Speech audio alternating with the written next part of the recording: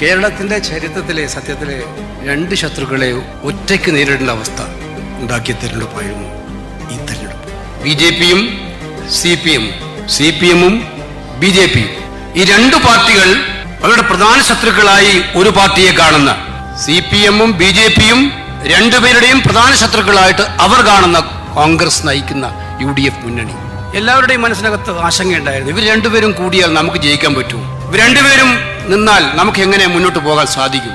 ഈ ചോദ്യത്തിലാണ് കേരളത്തിലെ ജനങ്ങൾ ഒന്നും രണ്ടല്ല രാഷ്ട്രീയത്തിൽ എന്നുള്ള ഏറ്റവും ശക്തമായ മറുപടി ഈ വൻ വിജയത്തിലൂടെ നമുക്ക് നൽകിയിരിക്കുന്നതെന്ന് മനസ്സിലാക്കുക.